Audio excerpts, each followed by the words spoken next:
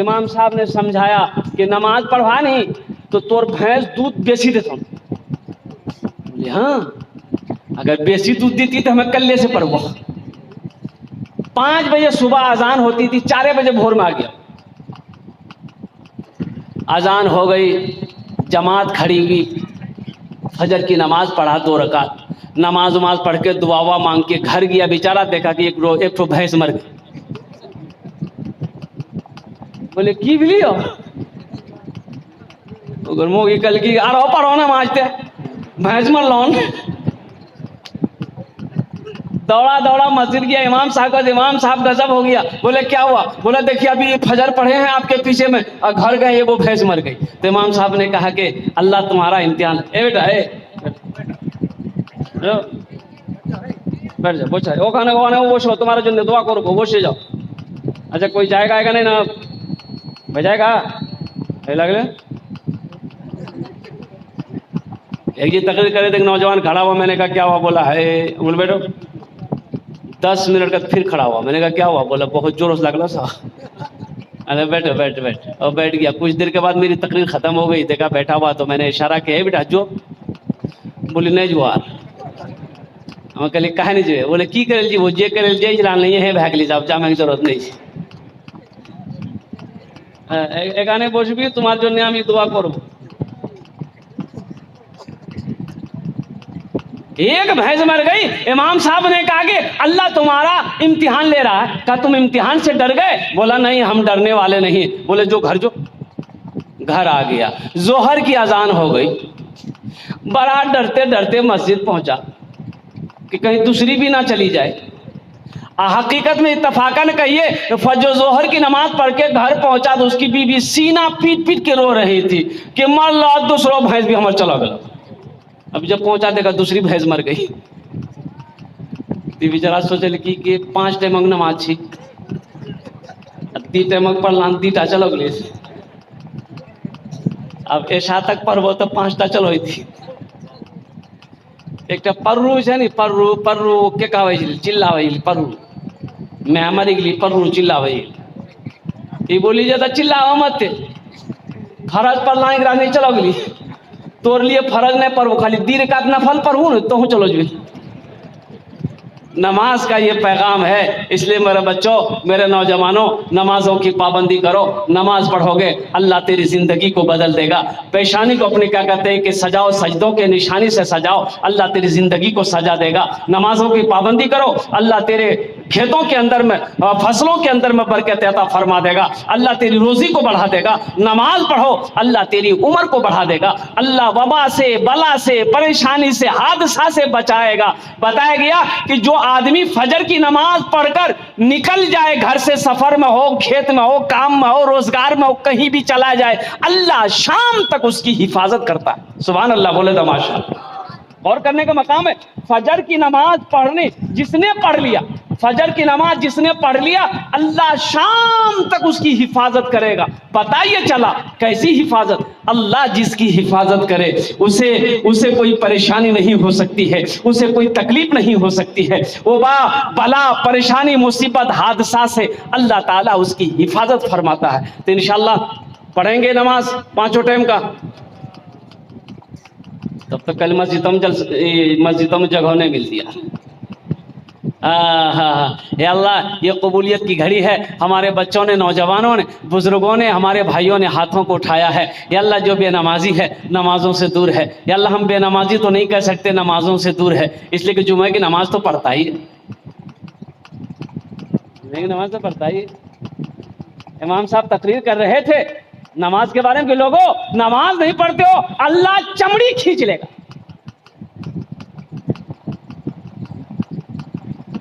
تو بستی والا مکھیا سے بول لی کہ ہو مکھیا جی کون مولوی گان لاستے ہو, یہ ہمرے سے خلاف تقریر کری جی.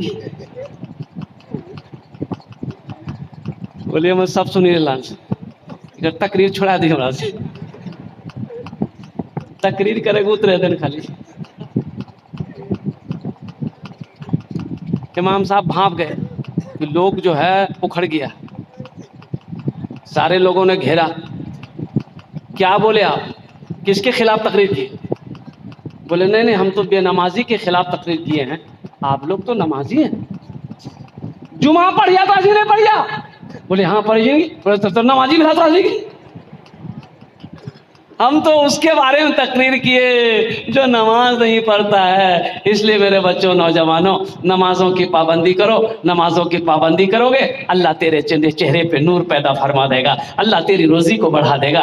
اللہ تیرے گھر میں برکت عطا فرما دے گا. اللہ تیرے فصلوں میں برکت عطا فرما دے گا. اللہ تیرے تجارت میں برکت عطا فرما دے گا. اللہ تیری عمر کو بڑھا دے گا.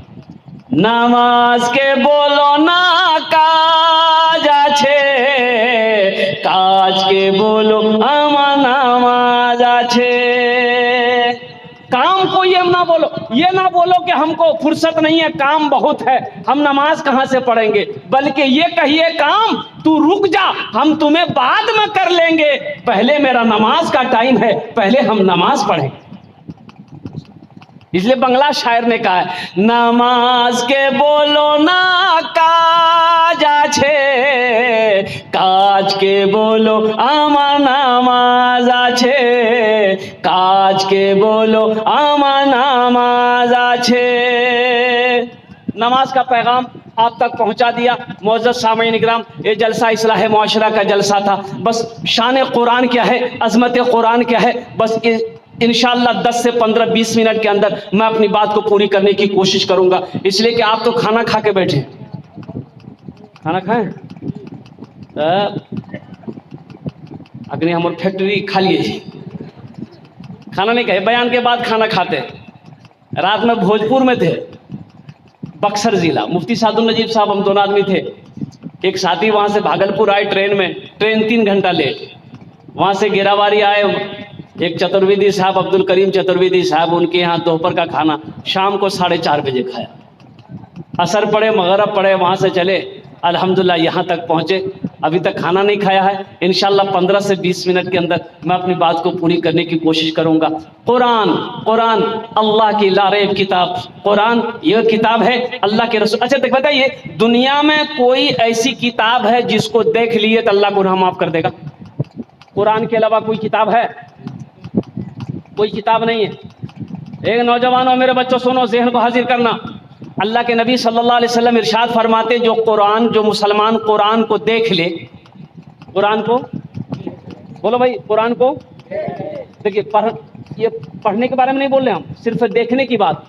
اللہ کے نبی نے ارشاد فرمایا جو مسلمان قرآن کو صرف دیکھ لے اللہ اس کے گناہوں کو معاف فرما دیتا ہے. جو قرآن کو دیکھے اللہ اس کے گناہوں کو معاف کر دیتا ہے. اور جو قرآن پڑھے گا اس کا مقام کیا ہوگا؟ جو قرآن پڑھے گا اس کا مقام کیا ہوگا؟ تو قرآن یہ ایسی کتاب ہے کہ جس کتاب کو کوئی مسلمان اگر چھو لے اللہ چھونے کا ثواب دے دے گا, جو دیکھے اللہ دیکھنے کا ثواب دے دے گا, جو سنے تو اللہ سننے کا ثواب دے گا, اور جو پڑھے گا اللہ زمین سے اٹھا کر آسمان کی بلندی پہ پہنچا دے گا. قرآن پڑھیے. دیکھیے ہم منع نہیں کرتے کہ آپ اپنے بچے کو انگریزی مت پڑھائیے, انگریزی پڑھائیے الحمدللہ, لیکن سب سے پہلے اپنے بچے کو قرآن پڑھائیے. سب سے پہلے اپنے بچوں کو کیا پڑھائیے؟ ہاں پڑھے ہو قرآن. فرصت کہاں ہے میرے بچوں؟ تمہیں قرآن پڑھنے کی فرصت کہاں ہے؟ موبائل سے فرصت ملے تب تو قرآن پڑھیں گے. موبائل سے تو فرصت نہیں ہے. رات میں سوتے ہو موبائل چھیڑ چھاڑ کر کے سوتے ہو, اور جب صبح نیند کھلتی ہے تو سب سے پہلے موبائل ہاتھ میں ہوتا ہے. تمہیں قرآن پڑھنے کا فرصت ہے کہاں؟ آج ہماری حالت ایسی کیوں ہے؟ در در کی ٹھوکریں ہم کیوں کھا رہے ہیں؟ اس کی وجہ یہی ہے. آخری حج اللہ کے رسول صلی اللہ علیہ وسلم کا, تمام کم و بیش 1,24,000 صحابہ موجود ہیں. آپ نے فرمایا کہ او میرے صحابیوں, لوگوں سنو, ہو سکتا ہے آنے والے حج کے درمیان ہم تمہارے درمیان رہیں یا نہ رہیں, ہم تمہارے درمیان 2 چیزوں کو چھوڑ کر جا رہے ہیں. کئی چیزیں چھوڑ کر جا رہے ہیں؟ بولو بھائی, کئی چیزوں کو چھوڑ کر جا رہے ہیں؟ اللہ کے رسول نے فرمایا آنے والا سال حج کا جو مہینہ ہوگا ہو سکتا ہے ہم نہ رہیں, لیکن ہم چلے جائیں گے, انتقال ہو جائے گا میرا, پردہ کر جائیں گے, وصال ہو جائے گا, لیکن ہم تمہارے درمیان 2 چیز چھوڑ کر جا رہے ہیں. اس کو مضبوطی سے پکڑے رہنا, مضبوطی کے ساتھ پکڑے رہنا. اگر تم مضبوطی کے ساتھ پکڑے رہے تو تم کامیاب ہو جاؤ گے، اگر اسے چھوڑ دو گے تو تم ختم ہو جاؤ گے، کوئی قوم تمہاری عزت نہیں کرے گی۔ تو صحابہ نے عرض کیا یا رسول اللہ وہ دو چیزیں کیا ہے؟ تو اللہ کے رسول صلی اللہ علیہ وسلم نے ارشاد فرمایا پہلی چیز اللہ کا قرآن چھوڑ کر جا رہا ہوں۔ پہلی چیز کیا چھوڑ کے جا رہے ہیں بھائی؟ بولو بھائی کیا چھوڑ کے جا رہے ہیں؟ اللہ کا قرآن چھوڑ کر جا رہے ہیں۔ اسے مضبوطی کے ساتھ پکڑے رہنا، مضبوطی کے ساتھ تھامے رہنا۔ پکڑنے کا مطلب کیا ہے؟ تھامنے کا مطلب کیا ہے؟ کہ قرآن کے اندر میں جو اللہ کا حکام ہے، جو اللہ کا حکم ہے، جو اعلان ہے، اس کو ہم عمل کریں گے اور اس کے مطابق ہم زندگی گزاریں گے۔ قرآن نے حرام کہا ہے ہم رکیں گے، قرآن نے حلال کہا ہے ہم اسے استعمال کریں گے، قرآن نے جو باتیں کہی ہے عمل کرنے کی عمل کریں گے، جس سے منع کیا ہے اس سے رکیں گے۔ یہ ہے مضبوطی کے ساتھ پکڑنے کا حکم۔ آج کہاں عمل ہے؟ قرآن پڑھنے کا تو ٹائم نہیں ہے۔ کتنے لوگ آج فجر کی نماز قرآن شریف کی تلاوت سے شروع کیے ہیں؟ فجر کی نماز کے بعد قرآن شریف کتنے لوگ سورہ یاسین پڑھے ہیں، سورہ رحمان پڑھے ہیں؟ کتنے لوگ ہیں بھائی؟ ذرا ہاتھ اٹھائیے، میں دیکھنا چاہتا ہوں۔ بتائیے، چاروں نہ آدمی نہیں؟ واہ!